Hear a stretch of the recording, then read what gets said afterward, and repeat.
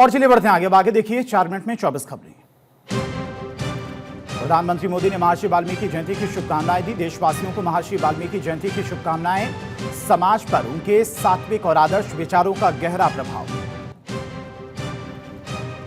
केंद्रीय मंत्री पीयूष गोयल ने भारत का यूपीआई कतर में किया लॉन्च। कहा कि व्यापार बढ़ाने का साथ ही यूपी सरल और सस्ता है। लैंड फॉर जॉब के मामले में आज सुप्रीम कोर्ट में होगी सुनवाई। लालू के करीबी अमित कात्याल की याचिका पर होगी सुनवाई। ईडी ने अमित के ठिकानों पर की थी कार्रवाई।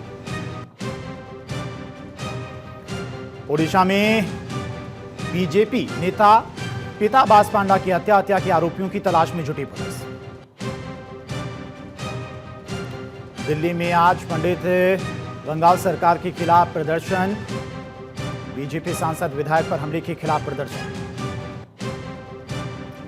तारीखों के ऐलान के बाद बीजेपी की तैयारी। प्रभारियों के लिए सीटों की जिम्मेदारी तय। धर्मेंद्र प्रधान को 87 सीट की जिम्मेदारी। अरविंद केजरीवाल को मिला नया लग्जरी आवास। केंद्र ने दिया टाइप 7 का बंगला। उत्तराखंड में मदरसा बोर्ड अब खत्म। अल्पसंख्यक स्कूलों को मुख्य धारा की शिक्षा से जोड़ा जाएगा। नोएडा के इकोटेक 3 इलाके में लगी आग। बिल्डिंग जलकर हुई राख। कड़ी मशक्कत के बाद आग पर पाया गया काबू।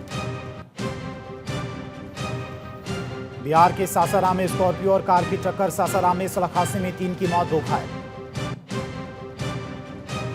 छत्तीसगढ़ के चिरमिरी कोयला खदान में ब्लास्ट होने से 8 मजदूर घायल। कोयला खदान में फंसे लोगों की तलाश जारी। कासगंज में दुकान में मारपीट। जनसेवा केंद्र की दुकान में मारपीट। दुकान बंद कराने पहुंचे थे बदमाश।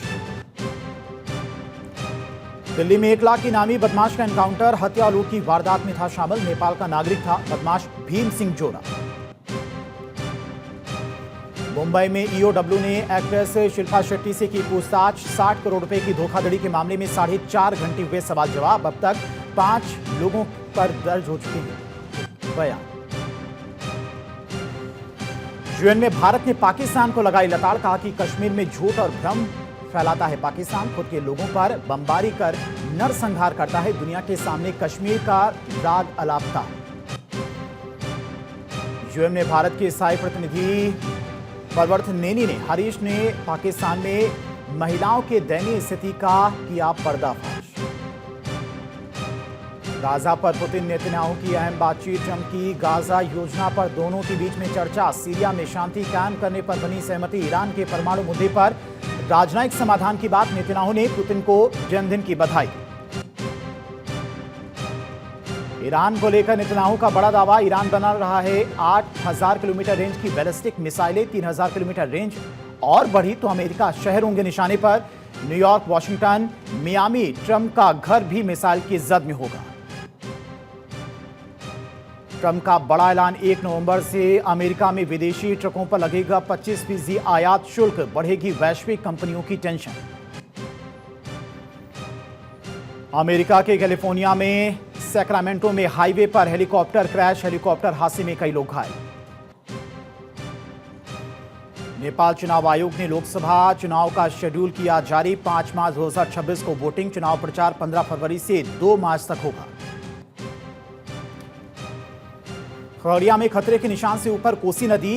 बाढ़ नियंत्रण विभाग अलर्ट पर। कोसी नदी खतरे के निशान से ऊपर। दिल्ली, यूपी, राजस्थान समेत कई राज्यों में झमाझम बारिश। जम्मू कश्मीर के गुलमर्ग में बर्फबारी।